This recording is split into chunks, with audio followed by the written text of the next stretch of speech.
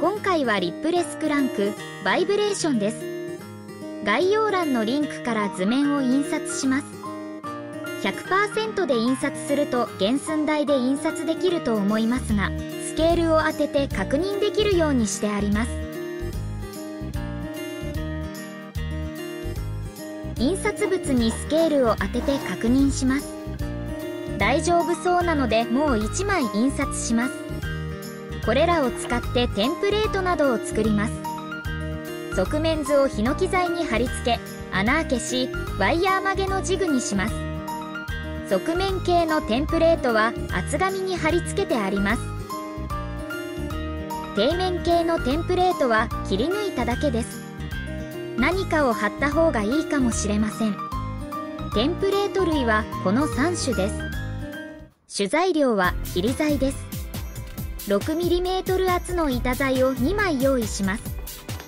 2枚の切り材を糸の小判で同時に切り出せるように薄手の両面テープを使って切り材を貼り合わせます。このルアーの大きさなら2箇所の固定で十分だと思います。実際に貼り合わせる前に側面系のテンプレートを当てて切断面に両面テープがないか確認しておきます。ルアーの前側になる面と腹側になる面がずれないように貼り合わせ、切断中に剥がれてしまわないようにしっかり押さえて固定します。貼り合わせた切り材に側面系のテンプレートを使い、シャープペンシルなどで側面系のアウトラインを転記します。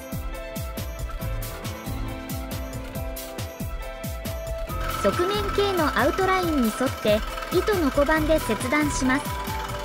この時アウトラインのわずかに外側を切断するようにします。多少多く残っていても後で削ることができるので問題ありません。怪我をしないように十分注意して切断してください。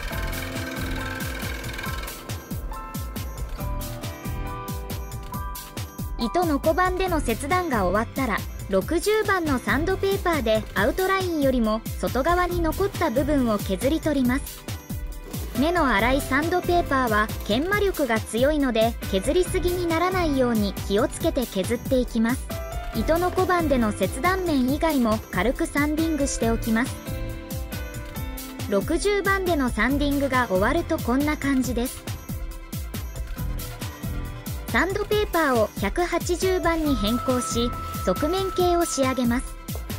転記したアウトライン通りに仕上げるのは難しいので、ほどほどなところで妥協するのが精神衛生上いいと思います。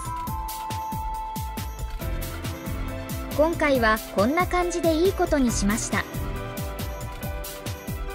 貫通ワイヤーを作ります。材料はステンレスバネ線 1.0mm、タングステンシンカー 7g と 3.5g です。ジグに釘をセットし、ヒノキ材で押してステンレスバネ線を曲げていきます。ジグに取り付ける釘の数はその時曲げ加工に必要な分だけにすると曲げやすくなります。今回はステンレスバネ線の直径が 1mm あるのでそこそこの力が必要です。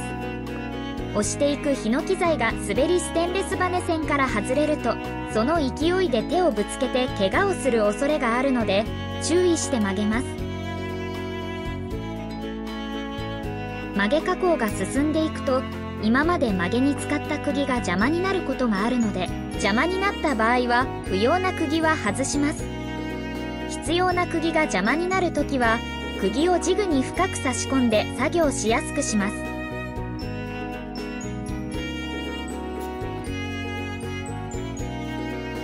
すべての曲げ加工が終わったらジグに取り付けられた釘を外します。こんな感じに釘の先端を何かに押し付け頭をジグから浮かせてから外します。ステンレスバネ線の不要部分をワイヤーカッターで切断します。赤丸部分をワンステップルーパーで成形してアイにします。ワンステップルーパーのピンにテールフックアイの曲げ部分をセットし握り込んで成形していきます。ラインアイとフロントフックアイも同様に成形します。成形し終わるとこんな感じです。ワンステップルーパーでの成形後、ワイヤーの赤丸部分をラジオペンチを使って修正します。Iをラジオペンチでつかみ、開いているストレート部分を内側に寄せていきます。この段階ではストレート部分がぴったり合わさらなくても大丈夫です。ストレート部分が合わさるようにペンチを使って修正します。ペンチで I 部分をつかみ、I を潰すような方向に力をかけてストレート部分を合わせます。ストレート部分を合わせ終わるとこんな感じです。ジグに重ねてみるとズレがあります。ペンチで曲げて修正します。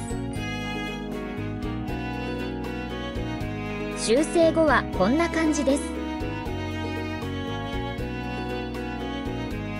ここで一旦ボディを取り出し、背面と側面に I 印を入れ、両面テープを剥がします。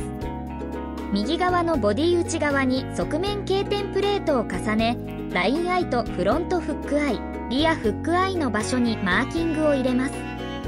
両面テープを剥がす映像がないのは、剥がすのに手こずってまともな動画が撮れなかったためです。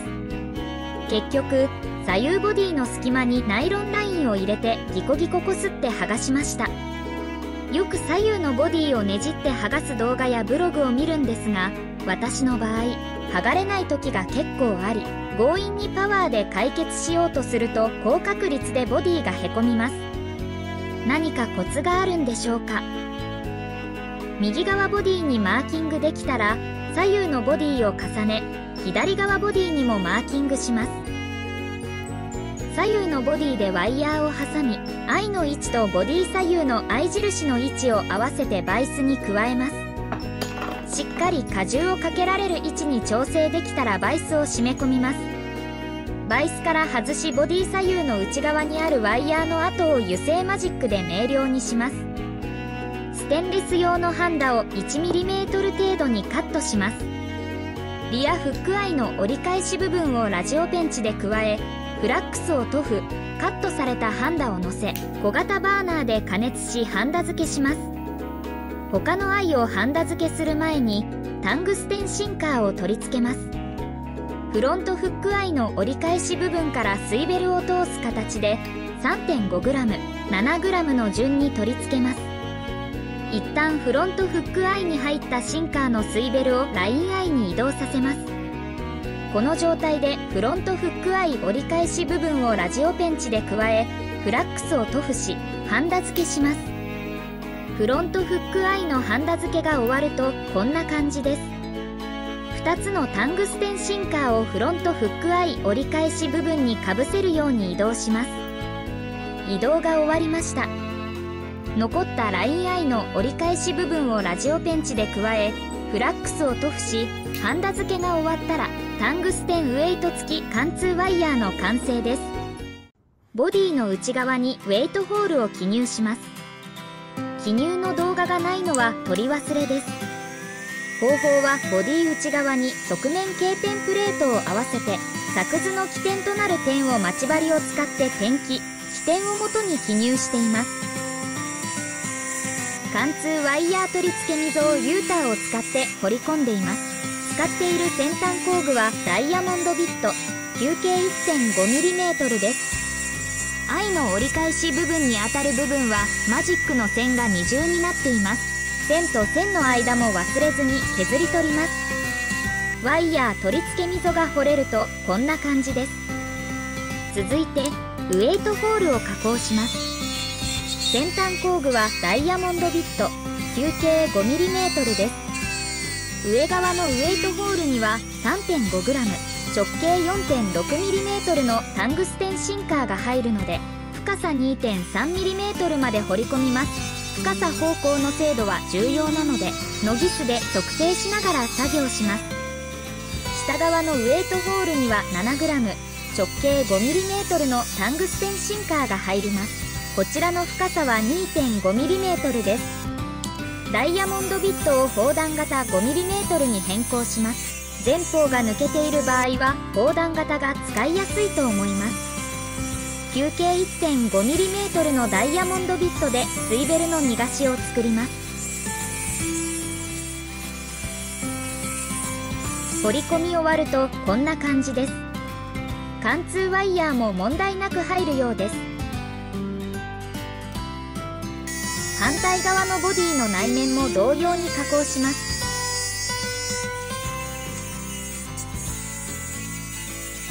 加工が終わったので仮り合わせして確認します。問題なさそうですね。30分硬化型のエポキシ接着剤で左右のボディを貼り合わせます。 A 剤と B 剤を同じ量絞り出し、よく攪拌します。攪拌できたら塗布します。水ベルの逃がしやウェイトホール、ワイヤー取り付け溝にも確実にエポキシ接着剤が入るようにします。左側ボディにも同様に塗布し、貫通ワイヤーを静かに置き、左側ボディをかぶせます。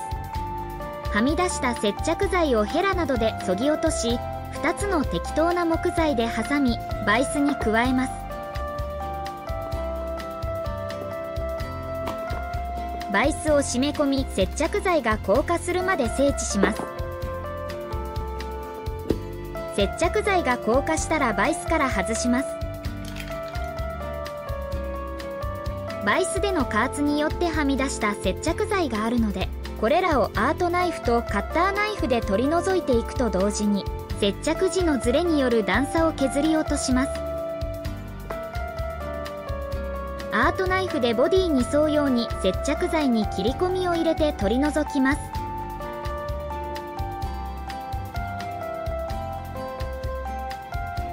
覆面はカッターナイフで接着時にできた段差を切り落としながら接着剤を取り除きます。余分な接着剤を取り除くとこんな感じです。180番のサンドペーパーで軽微な段差をサンディングして削り落とします。棒やすりでもできますが、エポキシ接着剤で目が詰まると取り除くのが面倒なのであまりおすすめしません。サンディングが終わったらルアー左右の貼り合わせは終了です。ルアーの形状を成形します。底面形のテンプレートをルアー覆面に当ててボールペンで底面形を転記します。きれいに転記するのは難しいので破線状でいいので、とりあえずわかる程度に転記します。とりあえずの転記だと加工しづらいのでスケールを使って明瞭にします。底面形の記入ができました。底面形のアウトラインに合わせてルアーの側面を切り出し小刀で削っていきます。切り出し小刀での切削でアウトラインぴったりに仕上げようとすると難しいので少し残しておきます。こんな感じです。残った不要部分は180番のサンドペーパーでサンディングして削っていきます。良さそうなので反対側も同じように削ります。手順は全く同じです。後部胴体の底面形が削れました。前側を削る事前準備として補助線を入れます。再度テンプレートを当ててテーパーの切り替わりにマーキングします。マーキングから垂直に補助線を書き込みます。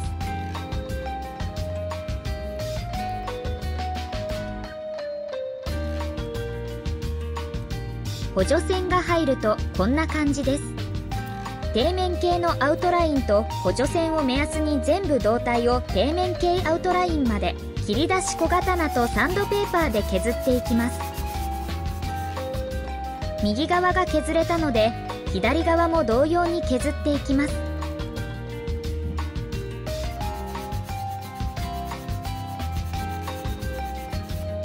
底面形の切削完了です。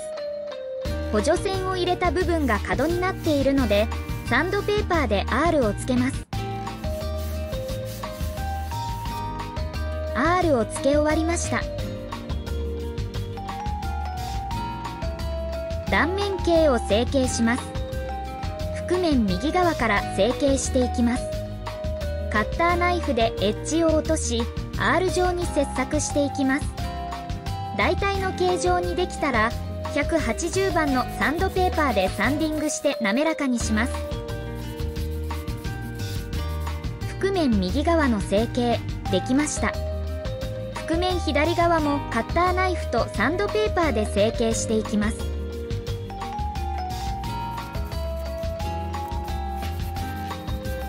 覆面の成形が終わるとこんな感じです。右側面の成形をしていきます。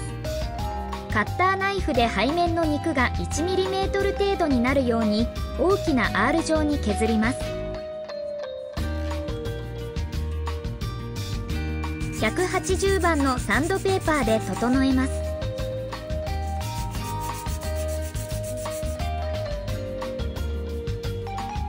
左側も右側と同様に切削していきます。断面径が幅の狭い累積型にかつ左右対称になるようにします。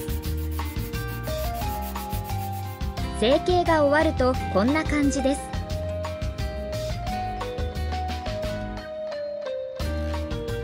下地処理をしていきます。ルアーをバイスプライヤーで保持しクリアーを筆塗りしていきます。塗料は2液ウレタン塗料パナロックのオートクリアーで主材 10g 硬化剤 1g シンナー 13g で混合しています。混合した塗料の粘度は低く牛乳より少し緩い程度なので適当に塗っても切り剤が吸い込みムラは発生しにくいと思います。仮に塗りムラが発生し表面がデコボコになっても問題ありません。筆塗りが終わりました。筆塗りで残った塗料にベビーパウダーを混合します。混合するベビーパウダーは成分にタルクの表示があるものを使っています。ルアーをたくさん作る場合やオリジナルウェイトを作るために鉛の鋳造をやっている場合はタルクを買った方がいいと思います。残った塗料なので 24g よりも少ない量なのですが動画を見ての通りかなりの量のベビーパウダーを入れています。よく攪拌します。攪拌後はこんな感じです。バイスプライヤーからルアーを外し S 字フックで吊り下げベビーパウダー入りのオートクリアーをかけていきます。全体に行き渡るように向きを変えています。24時間ほど常温乾燥したらタングステンシンカー露出部分とラインアイフックアイの塗料をアートナイフで削って取り除きます。不要部分の塗膜除去できました。600番のサンドペーパーでルアー全体をサンディングします。サンディングが終わるとこんな感じです。サンディングが終わったので再びバイスプライヤーで加えオートクリアーを塗装します。混合比は最初の筆塗りの時の塗料と同じです。今回はドライコートとウエットコートを繰り返して 24g の塗料をすべて吹きつけます。使用エアブラシはノズル口径 0.5mm エア圧は 0.3 メガパスカルです。ドライコートウエットコートについてはこの場面の映像では分かりにくいので後ほど解説します。ここでは 24g のオートクリアーをすべて吹きつけて厚塗りすると思ってください。吹き付けが終わりました。藍を見ると厚塗りしているのがわかると思います。塗膜硬化するとこんな感じです。藍とタングステンシンカー露出部分の不要塗膜をアートナイフで取り除きます。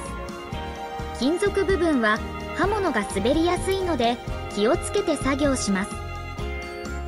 不要塗膜の除去ができたのでルアー全体を600番のサンドペーパーでサンディングします。厚塗りしたオートクリアーは一見綺麗に見えてもうねりや歪みがあるのでこのサンディングでそれらを削り平滑にします。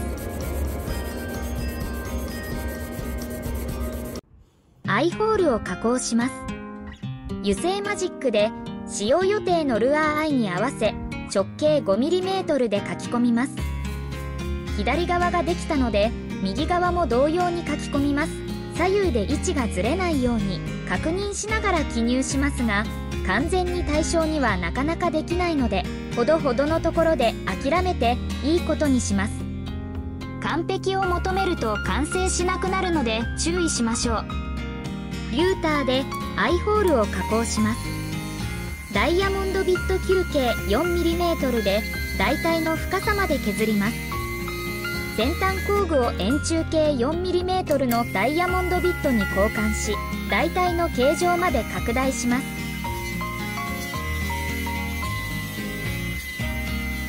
円柱形 5mm のダイヤモンドビットに交換し、外径 5.5mm に拡大します。加工が終わるとこんな感じです。タングステンシンカーが若干見えています。低粘度の瞬間、接着剤を流し防水しておきます。600番のサンドペーパーでアイホール周辺のバリ取りをします。ついでにルアー全体にも軽くサンディングしておきます。サンディングで発生したダストを筆を使って払います。ホログラムステッカーを貼っていきます。ステッカー以外にも熱転写などもありますが、特別な道具なしで比較的簡単にホログラムにできるのはステッカーだと思います。ステッカー裏紙に側面経点プレートを当ててアウトラインを記入します。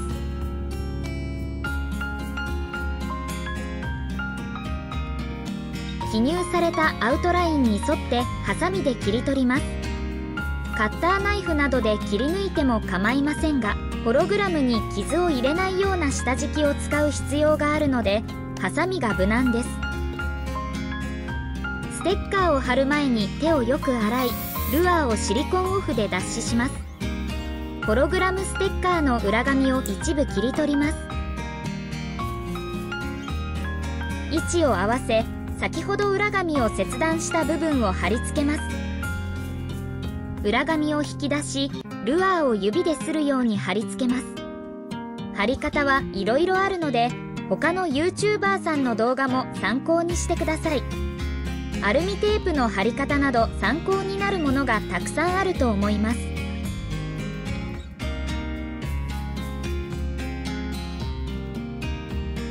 浮いているところがないかよく見ておきます。アイホール部分のホログラムステッカーをアートナイフで切り取ります。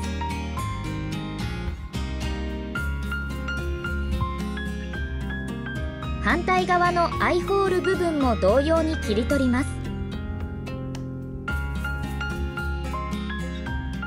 オートクリアーでアンダーコートを塗装します。塗料の混合量は下地処理の筆塗りと同じで、オートクリアー種材 10g、 硬化剤 1g、 シンナー 13g です。ホログラムステッカーと素地の段差を埋めるため 24g 全てを吹き付けます。まずドライコートで塗膜を作ります。使用エアブラシはノズル口径 0.5mm のトリガータイプで、エア圧は 0.3 メガパスカルです。エアブラシのトリガーを少しだけ引いて塗料量に対してエアーの多い状態にし、やや遠目から吹き付けを行うとドライコートになります。ホログラムの塗装面を見ると艶消しに近い状態になっています。これはノズルから噴射された塗料が塗装対象物に届くまでにある程度揮発し、生乾き状態になっているためです。この状態では塗料が垂れることはないので厚塗りできます。今少しトリガーを引きすぎました。瞬間的に一部がウェットコートになりました。とは言っても影響はほぼないので、そのままドライコートを続けます。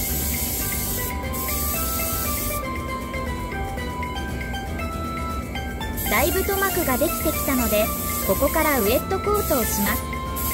トリガーを多めに引き、ウェットコートでツヤを出します。ホログラムのおかげでツヤの変化がよくわかりますね。このままウェットコートで塗り重ねると垂れてしまうのでドライコートに戻します。トリガーの引き加減を確かめドライコートしていきます。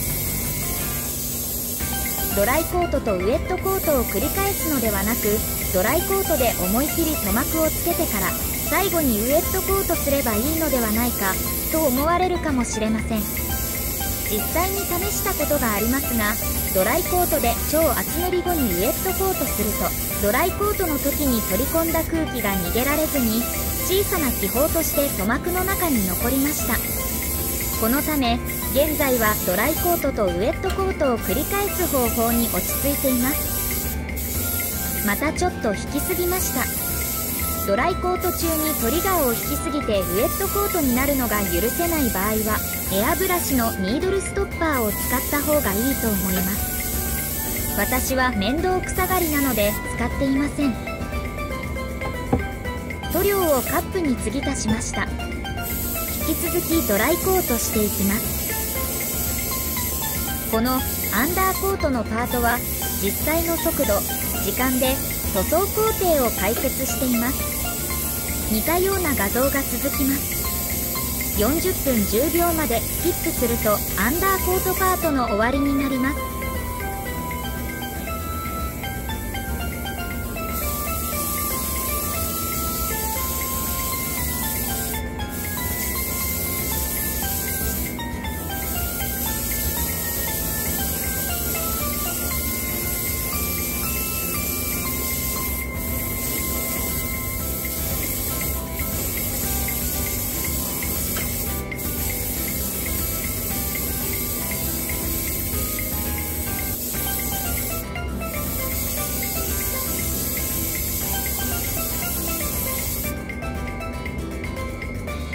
ラインアイやフックアイを見ると分かりますが、だいぶ塗膜がついているのでウェットコートに切り替えます。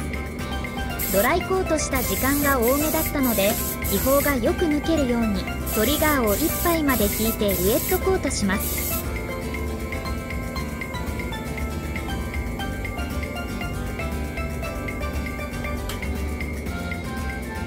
気泡の残留はなさそうです。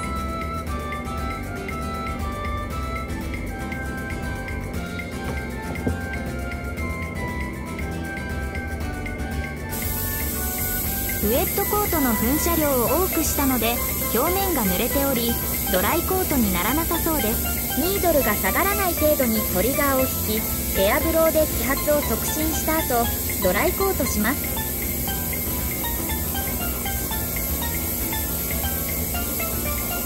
ドライコートできてますね。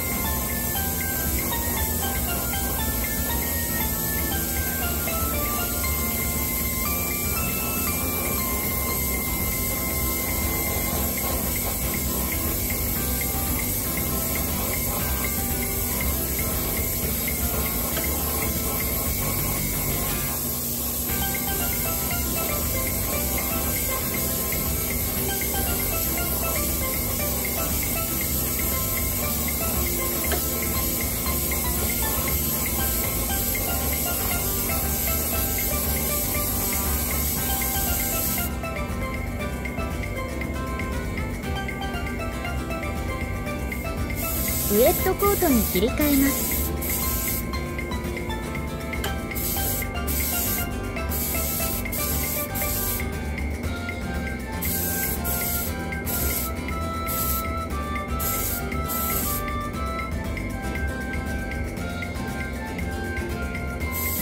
エアブローします。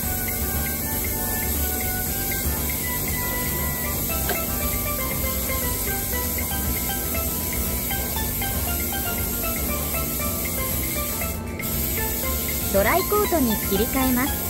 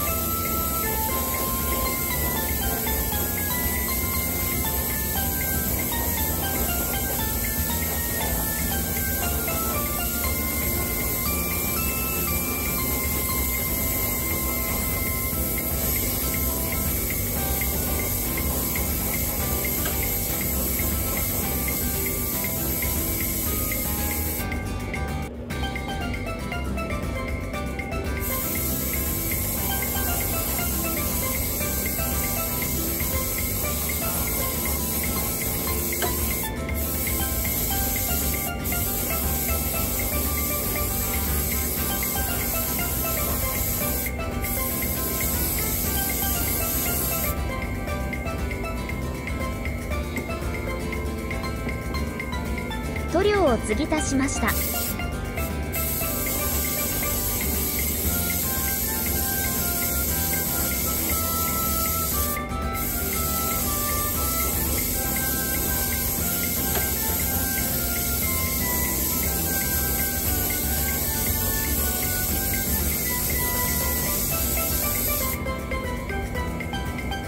ウエットコートに切り替えます。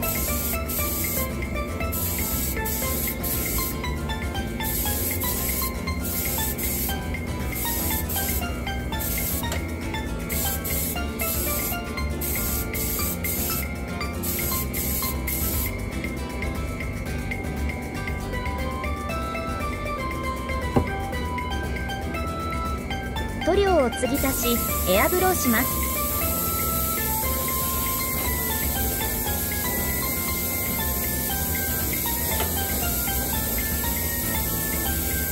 ドライコートに切り替えます。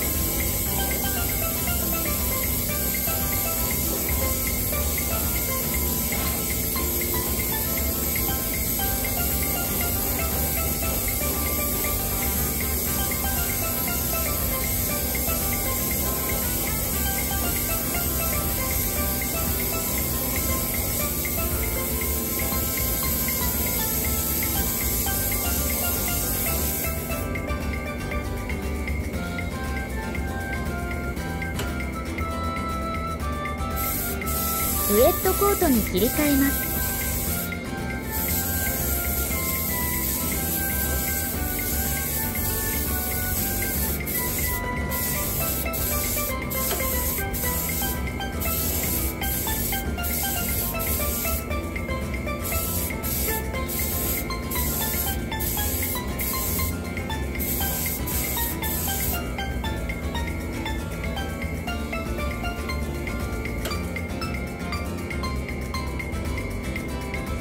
エアブローします。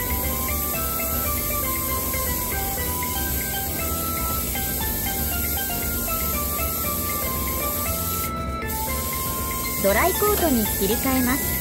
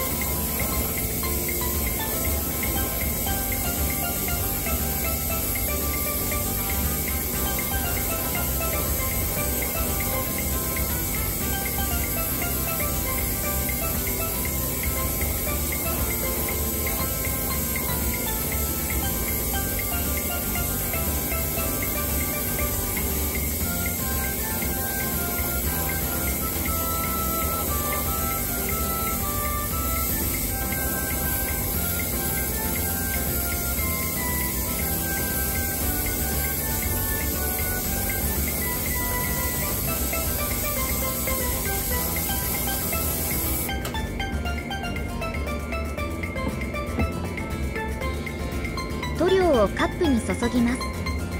混合した塗料はこれで終わりなので、カップ内の塗料残量を見ながらドライコートを続けて、最後にウエットコートで終われるように調整します。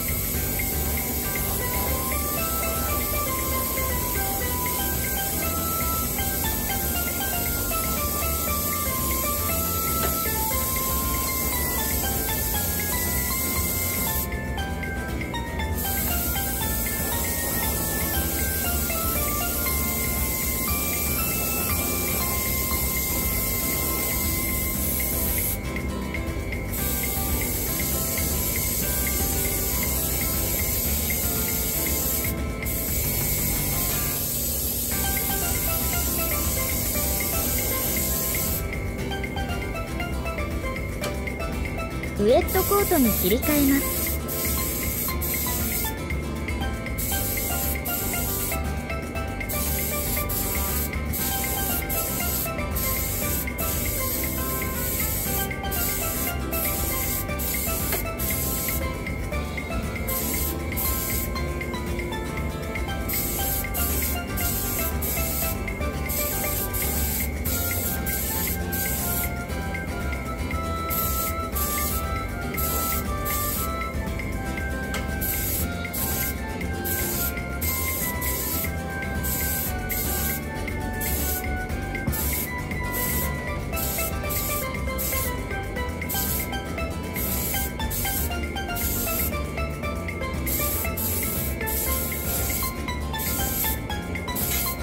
塗料が切れました。垂れる寸前と塗料の終わりをうまく重ねることができました。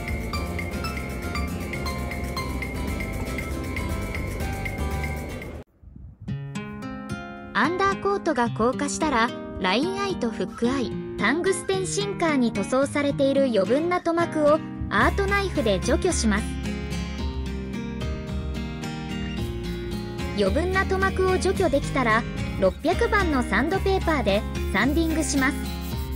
まずホログラムの端付近の段差やうねりを削り、その後全体的にサンディングして、次に塗装するベースコートの足付けとします。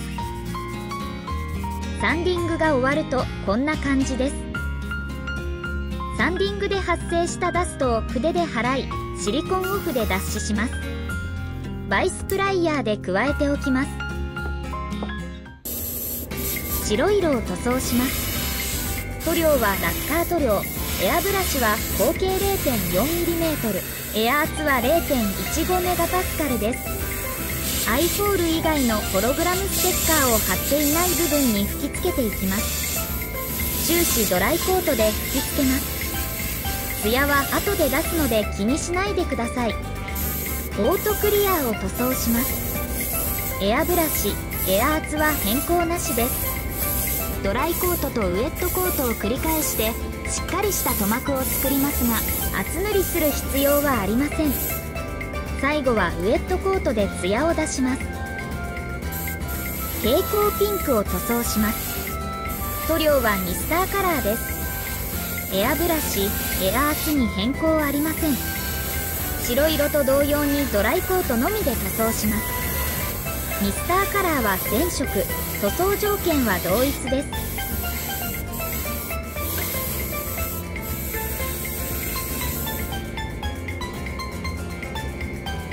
ミスターカラーの蛍光オレンジを塗装します。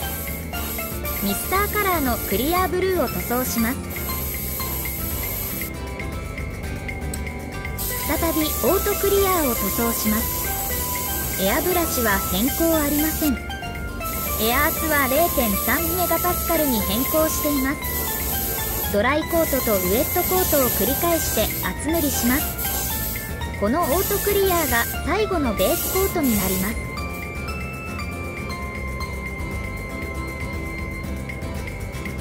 トップコートを塗装します。塗料はエコロック、ハイパークリアです。混合量は主材 3g、硬化剤 1g、シンナー 4g です。エア圧は 0.3MPa、エアブラシはベースコートと同一で合計 0.4mm のトリガータイプサイドカップ式です。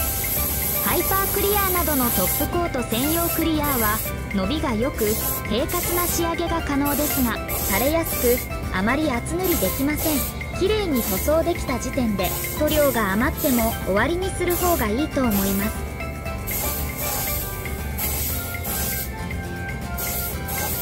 完了です。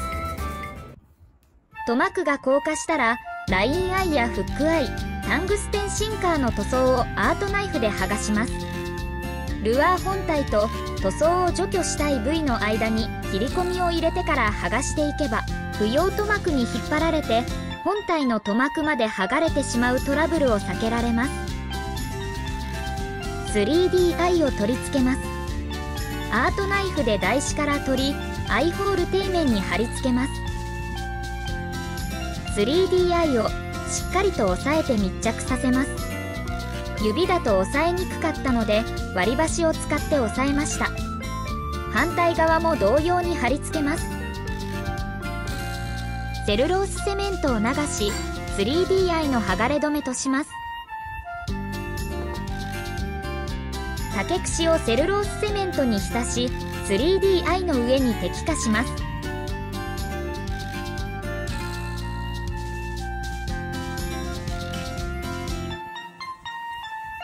ティッシュペーパーの小よりで余分なセルロースセメントを吸い取ります。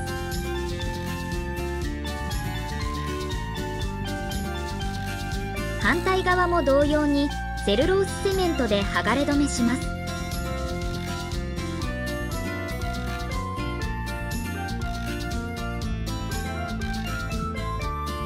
しばらく静置し乾燥させます。フックを取り付けます。フックはオーナーバリ STX45ZN の6番、スプリットリングは3番です。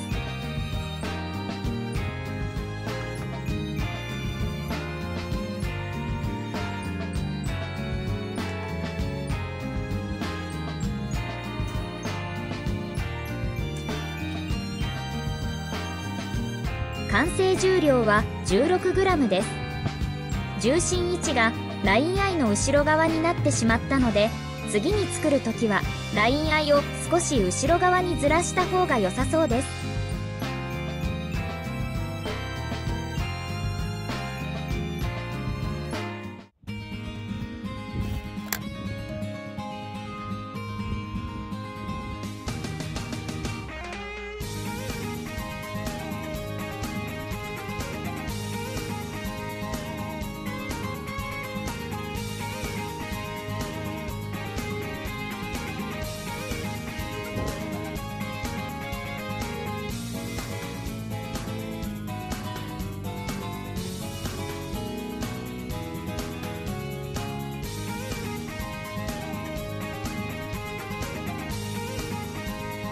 今回の動画はここまでです。面白かった、参考になったなどありましたらチャンネル登録お願いします。それではご視聴ありがとうございました。